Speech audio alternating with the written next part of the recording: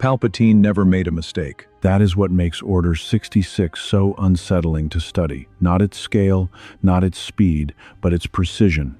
Every name accounted for, every outpost mapped, every safe corridor anticipated and sealed.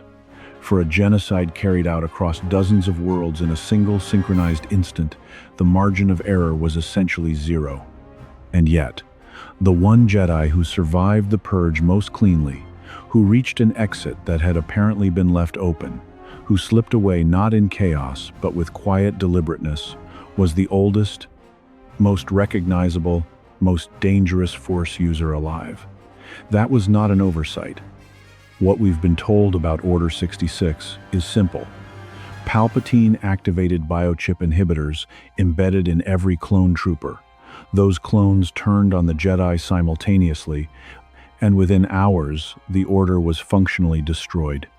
Yoda survived because of his exceptional skill, because he felt the death of the Jedi through the Force, and because he managed to escape Kashyyyk before the net fully closed. A near thing, a narrow escape. The Master who got lucky. But when you trace every decision Palpatine made in the decade before that night, and you line them up against Yoda's specific movements during and after the purge, something quieter and darker begins to take shape.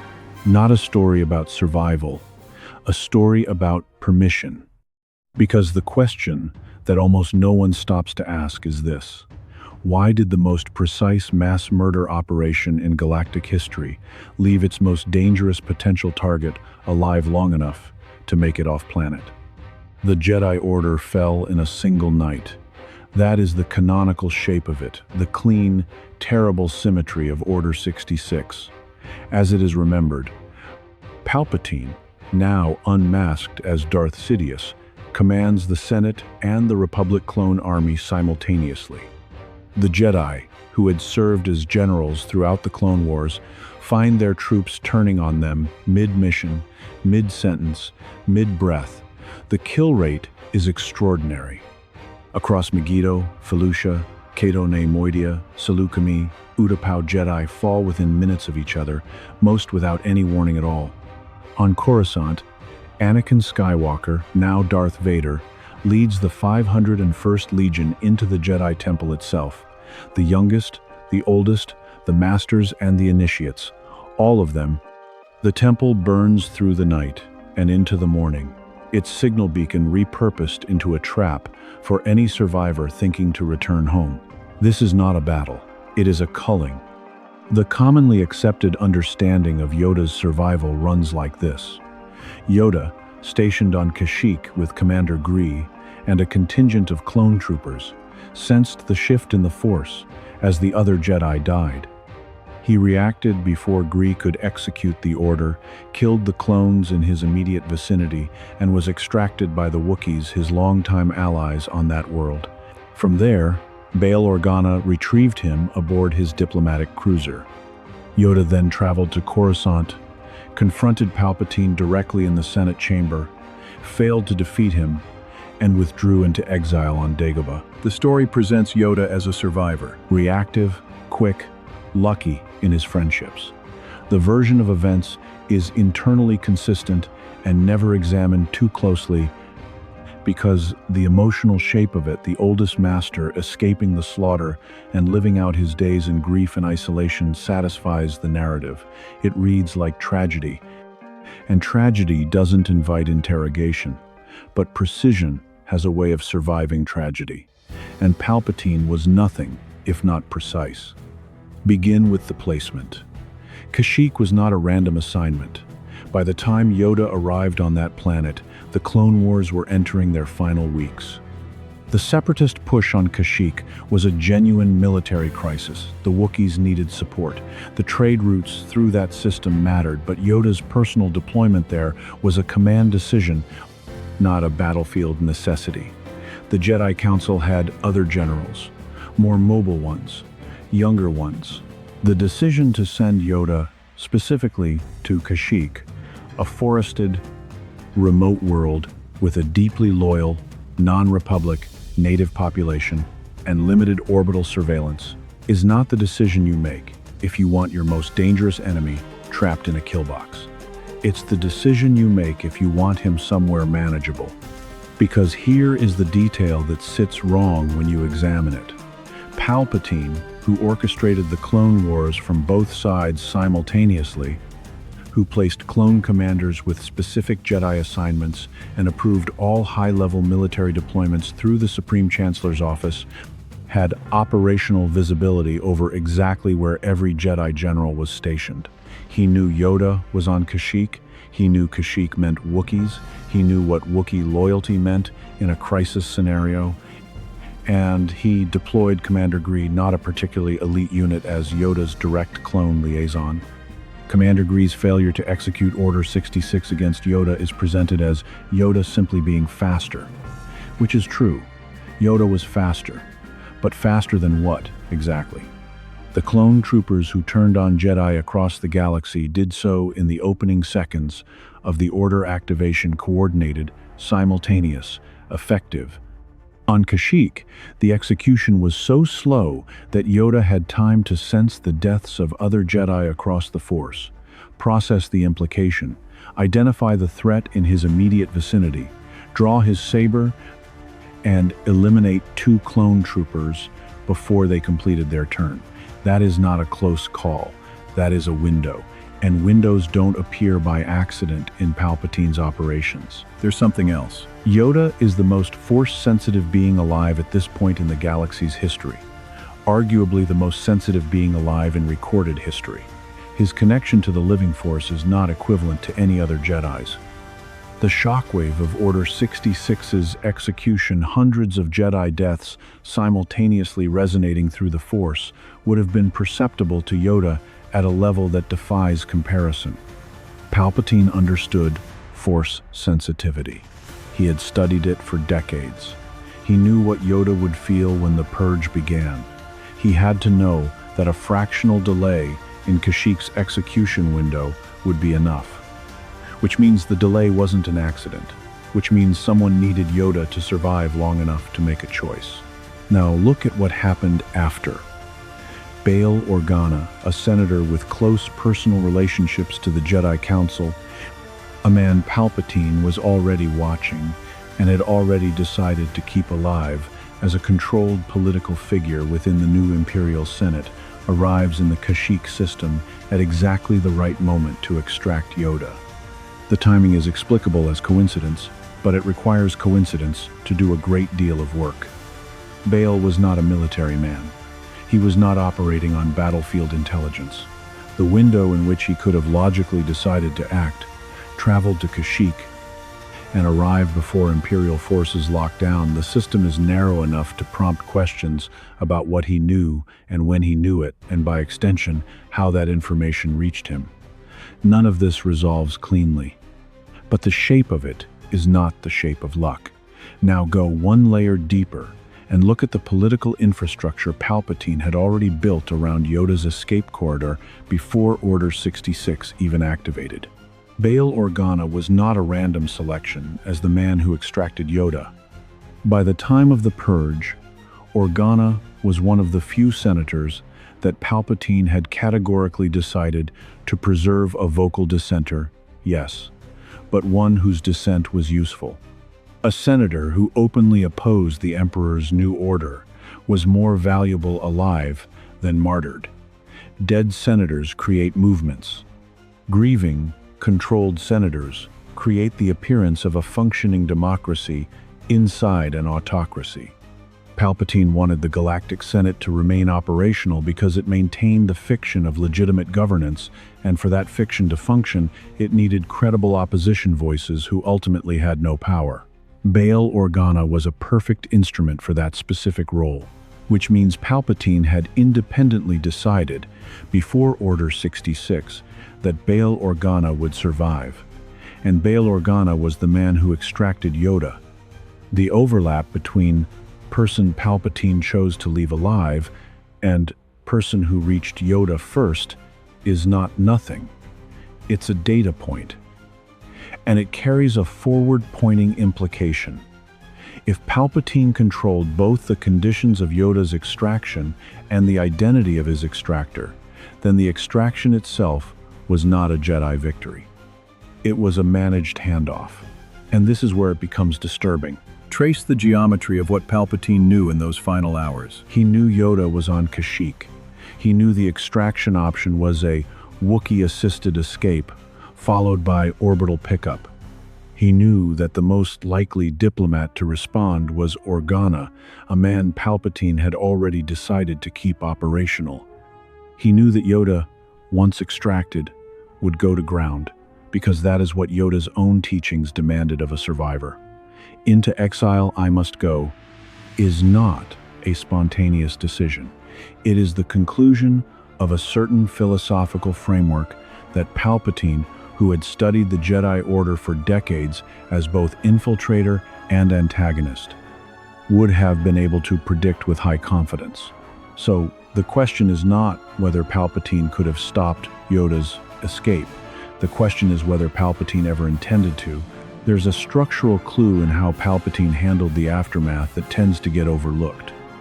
In the immediate days after Order 66, the priority targets for elimination were Jedi, who could organize resistance, mobile Jedi, well-connected Jedi, Jedi whose survival would inspire loyalty in soldiers or civilians. Obi-Wan Kenobi was one, Quinlan Vos was another.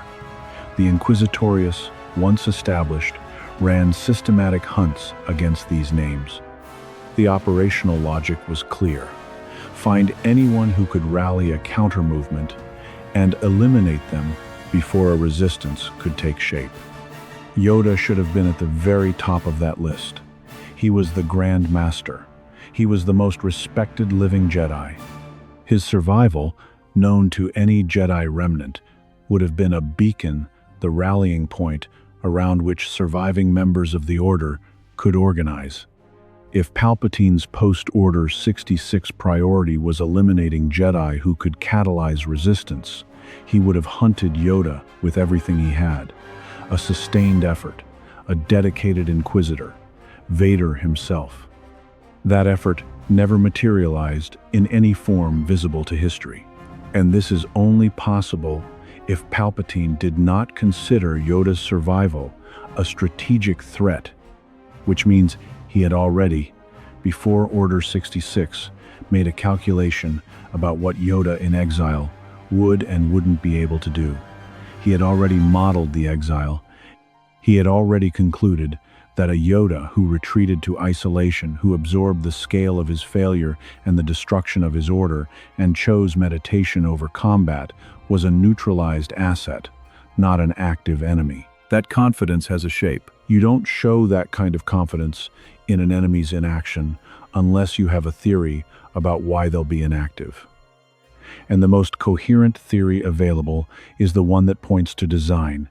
Palpatine believed Yoda would exile himself because Palpatine understood Yoda's nature better than Yoda understood Palpatine's intentions. The predator, who knows exactly how the prey will behave, doesn't need to chase it. He just needs to make sure the cage is the right shape. Dagobah is the right shape. Remote, dark side adjacent, in a way that masks Force signatures. Inhabited but uninhabited by any civilization that could provide resources or communication infrastructure. A world where Yoda could survive indefinitely and be found by no one unless someone already knew exactly where to look. From a strategic standpoint, it is the ideal location to park a neutralized asset. Not because it's where you'd hide if you were afraid of being found, but because it's where you'd put someone if you wanted them preserved but inaccessible. The implication is hard to ignore. Palpatine didn't lose track of Yoda. Palpatine knew approximately where Yoda was and chose not to act on that knowledge, because acting on it would require either killing the one being whose accumulated Force knowledge Palpatine might eventually need, or capturing him, which would create a martyr and a resistance rallying point far more dangerous than a hermit on a swamp planet. So he left the vault sealed and waited, and trusted his own model of Yoda's behavior to keep the threat contained. That's not luck. That's not oversight. That's the same patient long game Palpatine had been playing since he was a young Sith apprentice watching a republic that didn't know it was already dying. And here is where the dread accumulates into something almost unbearable. Yoda knew he had failed. He said so. He spent 23 years in self-imposed penance, certain that he had misread the Force, misread Anakin, misread everything. The man who trained Luke Skywalker was not the confident Grand Master who sat at the head of the Jedi Council. He was a being who had been systematically convinced through the architecture of his own defeat that his judgment could not be trusted. Which means the most dangerous Jedi who ever lived spent 2 decades doubting himself. And that doubt, that specific corrosive erosion of Yoda's certainty, was not an accidental byproduct of Order 66. It was, in all likelihood, its most important outcome. Not the dead Jedi, not the destroyed temple, not even the Ascendant Empire. Yoda, broken, which raises a question with no comfortable answer. What was Palpatine planning around Yoda, specifically, that required him to survive, and survive uncertain? To understand this, you have to think about what Palpatine was actually afraid of. Not in the dramatic sense, not the theatrical fear of a villain who has been shown a prophecy that frightens him. In the operational sense. Palpatine survived for decades in proximity to the Jedi Order by being the most clear-eyed analyst of Force power in the galaxy. He understood, better than almost anyone alive, what the Force was capable of and where its genuine threats resided. He did not fear rank. He did not fear political influence. He feared Force ability specific, unusual, transcendent Force ability in the hands of someone whose loyalty he couldn't own. Yoda was the only being alive who represented that. Not because Yoda was a warrior. In pure lightsaber terms, Palpatine probably believed he could match him. Their duel in the Senate chamber bears this out, at least to a draw, and Palpatine was not a being who underestimated himself. The fear was not physical. The fear was metaphysical. Yoda had 900 years of accumulated attunement to the living Force. He had connections to Force traditions and knowledge streams that predated Palpatine's entire Sith lineage. He had relationships with beings Qui-Gon Jinn's persistent Force presence, the Force priestesses on the wellspring, concepts of eternal consciousness that Palpatine was actively trying to understand and replicate through entirely different, darker means. Palpatine had spent his Sith career pursuing the secret of cheating death, not the Empire for its own sake, not the power to command armies, but power as a permanent state. His master, Darth Plagueis, had developed techniques for manipulating life at a biological level, and that knowledge died, in significant part, when Palpatine killed Plagueis in his sleep. The gap was real, and Palpatine knew it. And it created a specific category of fear. The fear that the Sith path he had chosen might not deliver what it promised. The Jedi path offered something different. Not manipulation of life through the dark side, but genuine continuity of consciousness beyond physical death. Qui-Gon Jinn had died on Naboo and continued to exist as a communicable presence in the Force. That should not have been possible by any Sith framework Palpatine had studied. It implied a depth of surrender to the Force, an attunement so complete that identity could persist without a body that the Sith tradition, with its emphasis on domination, had never produced. And who in the galaxy was closest to that tradition? Who had spent 9 centuries developing exactly that kind of attunement? Palpatine had studied Jedi history carefully enough to know what Yoda represented. Not just a skilled fighter, a living repository of Force understanding that went deeper than anything the current Jedi Order officially preserved, because Yoda predated most of what the current Order officially preserved. He had been training Jedi since before the modern council structure existed. He had encountered Force traditions that later generations considered extinct. If anyone alive could point the way toward the secret Palpatine had been trying to crack through Sith alchemy for decades, it was Yoda. Dead, that knowledge was inaccessible. Broken, and in exile, it was waiting. This is the implication that changes the shape of Order 66. Palpatine did not want Yoda dead. He wanted Yoda broken. A dead Yoda is a closed door. A broken Yoda, a Yoda who has watched the order he built across 8 centuries collapse in a single night, who has fought Palpatine directly and failed to defeat him, who retreats to isolation, convinced that everything he believed about the Force and about his own judgment has been proven wrong, that Yoda is not a threat, that Yoda is a repository, waiting. But the calculation required something specific. It required Yoda to be broken in the right way, not so completely that he was unreachable, not so dramatically that he chose death, but in the way that a person is broken when they still carry their life's work in them but can no longer trust their own application of it. The grief had to be real, the failure had to be unambiguous. Yoda had to believe, down to his cellular level, that his vision of the Force had been proven wrong by events, so that the knowledge he carried was decoupled from the confidence that would have made him dangerous. A bitter scholar is more accessible than a certain one. Order 66 delivered exactly that. The scale of it, the totality, the efficiency, the way it used the Jedi's own relationships with their clone soldiers as the weapon was almost pedagogical in its cruelty. It didn't just destroy the Jedi Order. It destroyed the philosophical framework that had made the Jedi Order possible. The idea that trust in the Force's guidance was sufficient, that a Jedi's attunement to living beings was a source of safety, that the path of the light side led inevitably toward survival and wisdom.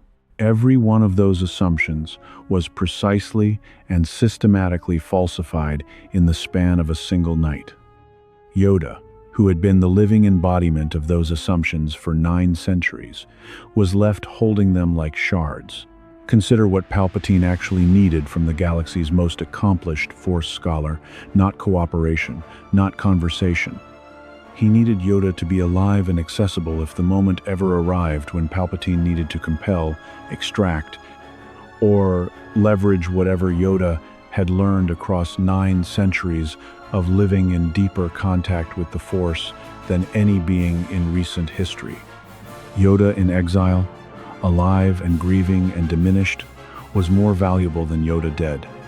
Dead masters tell no secrets. Broken ones can be reached. And this is where the pieces begin to connect in a way that is hard to dismiss as coincidence. Palpatine did not pursue Yoda after Kashyyyk, the Imperial intelligence apparatus that tracked down surviving Jedi across the galaxy, that hunted Jedi for years after Order 66, that turned the Inquisitorius into a dedicated purge machine, that sent Vader personally after high-value targets, did not press a sustained, serious effort to locate and eliminate the most powerful living Jedi in the galaxy. The rationale offered is that Dagobah was dark and obscure and difficult to find. That is technically accurate. It is not satisfying. Palpatine found Obi-Wan Kenobi on Tatooine through Vader. He tracked surviving Jedi to far more obscure locations than a swamp planet in the Outer Rim. If Palpatine wanted Yoda found, Yoda would have been found. So the question becomes, what was Palpatine actually monitoring from what he believed was a safe distance across the 23 years of Yoda's exile? The most likely answer is not physical surveillance. It's something more consistent with how Palpatine operated throughout his entire career: patience. The same patience that let him wait decades inside the Republic as a mild-mannered senator before revealing himself. The same patience that let him run 2 sides of a war for years before cashing the chips. Palpatine did not need to possess Yoda's knowledge immediately. He needed it eventually, which meant he needed Yoda to exist indefinitely watched, weakened, dismissed, but alive. It would explain why the Inquisitorius, for all its operational range, never appears to have been specifically directed toward Dagobah. It would explain why Vader, for all his obsessive hunting of remnant Jedi, never seems to have been pointed at his former master's master. It would explain the shape of the exile, not a man hiding successfully from a relentless hunter, but a man left deliberately in place like a sealed vault to be opened later on someone else's schedule. And if that's what Yoda's exile actually was, not refuge but a form of controlled captivity, granted by the same man who destroyed everything Yoda loved, then every year Yoda spent on Dagobah, meditating and waiting for the moment to act, was a year he spent inside a perimeter Palpatine had drawn around him.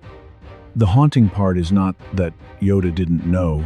The haunting part is that Yoda might have. Because look at what Yoda did during those years. He didn't go dark. He didn't collapse. He went deeper. He communed with Qui-Gon's Force Ghost. He worked on the technique of consciousness preservation that eventually allowed him to become one with the Force at death and remain communicable after it. He turned his broken condition into a laboratory and his exile into a residency in the most advanced Force studies anyone had attempted in the living era, which is either the most unlikely accidental outcome in the history of the Force, or it's what Yoda understood was happening and chose to do with it. The question of whether Yoda knew he was being left alive on purpose is perhaps the single most unsettling thread in this entire account. Because if Yoda sat in that swamp for 23 years understanding that he was preserved meat on Palpatine's shelf, waiting to be useful, then his training of Luke wasn't just an act of hope, it was an act of deliberate redirection. A master who knew he was inside the enemy's strategy, choosing to use that position to build something the enemy couldn't see coming.